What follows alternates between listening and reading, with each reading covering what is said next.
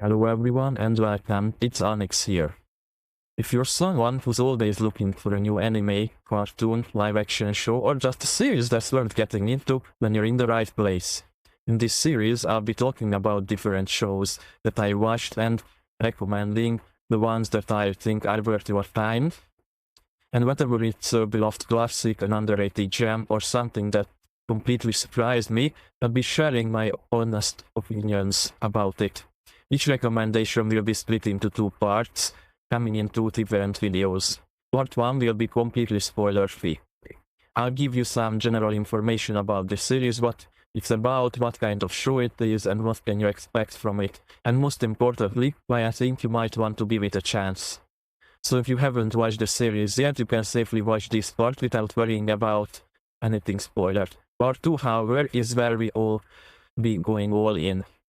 We'll have a much more detailed discussion about the series, including the character, story, themes, moments I loved, moments I didn't love, and everything else that makes the series what it is. Oh, and yes, there will be spoilers, so make sure you watched the show before jumping into part 2. And one important thing before we get started, everything I say in these videos is based on my own opinion. I'm not here to give you some definitive objective verdict or whether a series is good or bad. What works for me might not work for you, and what I absolutely love might be something you completely hate, and that's perfectly fine. The goal here is simply to share my perspective, hopefully introduce you to some great series, and maybe give you something new to add to your watch list. So with out of the way, let's dive in.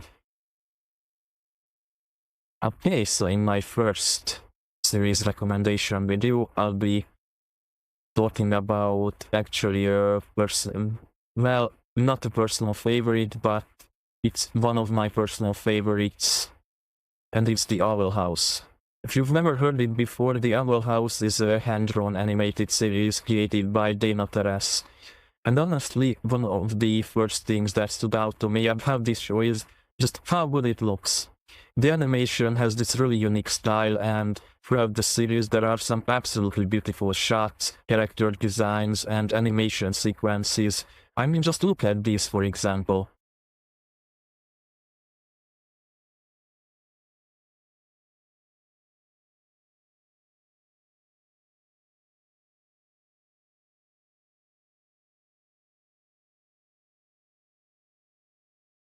Yeah, these just look absolutely beautiful.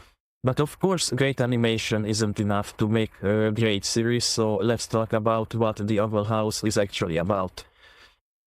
The story follows Luz, a 14-year-old human girl, before heading off to summer camp accidentally finds herself transported to a completely different world, the Boiling Isles.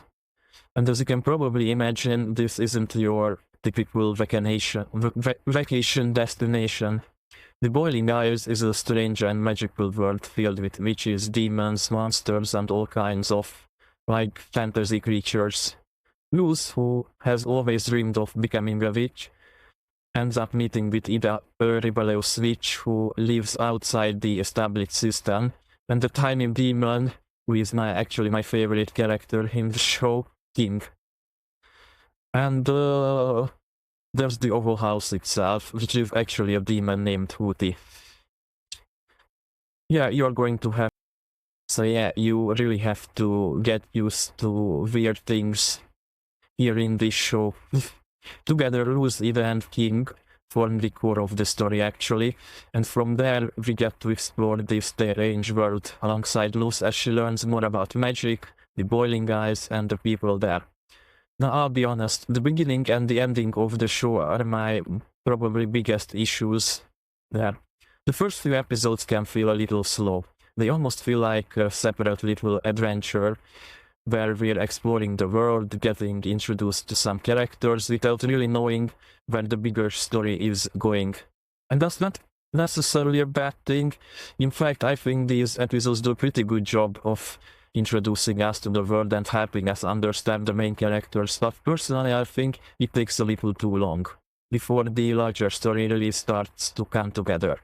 But once it does, oh boy, the story starts building and building, and that's when the Owl House really starts to shine. We get introduced to more characters, more parts of the world, and more interesting story arcs. And one thing I really like is how this show doesn't just introduce a character and then completely forget about them. As the story progresses, we get to more opportunities to understand these characters, see how they develop, and learn more about who they really are. And without getting into any spoilers, I think the story becomes more and more interesting the deeper you get into it. There eventually comes to a point where you're constantly just ask yourself, okay, what's going to happen next?